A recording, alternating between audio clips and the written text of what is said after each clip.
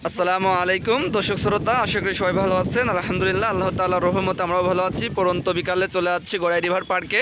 তো এখানে দেখতেই পারতেছেন আমাদের প্রিয় আরাফাত শরবত বানাচ্ছে।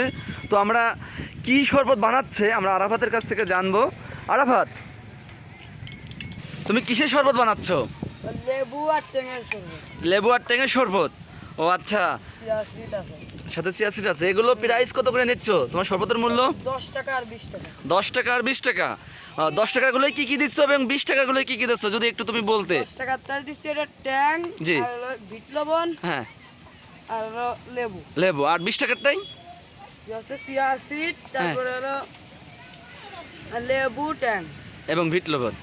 ও আচ্ছা আচ্ছা। তো সামনে কি তোমাদের দোকান কি আরো বাড়ানোর ইচ্ছা আছে কি না? জি। সামনে কি কি উঠাবা তোমরা? এই ফুচকা আছে, হ্যাঁ।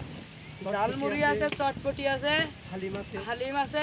ও আচ্ছা, দর্শক শ্রোতা আপনারা সবাই চলে আসবেন লাঙ্গলবাদ ঈদগাহ পাশেই দোকানটা। তো এখানে আজকে যে উদ্দেশ্যে ভিডিও করা, আমার প্রিয় ভাই বন্ধু বলতে পারেন, সহপাঠী বলতে পারেন, আলামিন। তো আমরা তার কাছ থেকে এই অনুভূতিটা জানতে চাই যে ভাই কীরকম লাগতেছে। জি, অবশ্যই অনেক ভালো লাগতেছে। তো শরবত খাওয়ার পর অবশ্যই টেস্ট আমরা জানবো।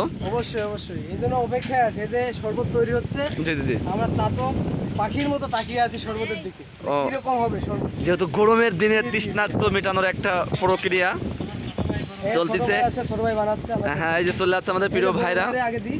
তো আমাদের আরাফাতের দোকানের কাস্টমার আসলেই অনেক। তো আমরা প্রিয় বড় ভাইয়ের কাছ থেকে জানতে চাই যে ভাই শরবতের কোয়ালিটিটা কীরকম?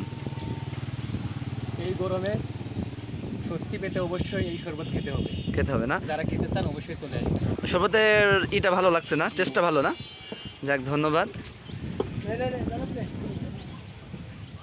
বানাও বানাও বানাও, বানাই দে থাক। তো আজকে আমাদের আরাফাত ও, দোকান দিয়েছে সার্থক, যে প্রিয় ভাইরা ঢাকা থেকে চলে যাচ্ছে, অবশ্যই চাকরি বাকরি করে অবশ্যই এই ক্ষুদ্র দোকানে শরবত খেতে চলে যাচ্ছে।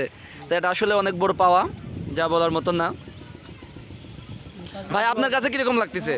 তাই আসলে এই শরবতটা অসাধারণ। অসাধারণ হয়েছে না? জি। যাক, ধন্যবাদ প্রিয় ভাই। তো প্রিয় ভাই, আমাদের শরবতের কোয়ালিটি এবং টেস্ট সম্পর্কে যদি একটু বলতেন।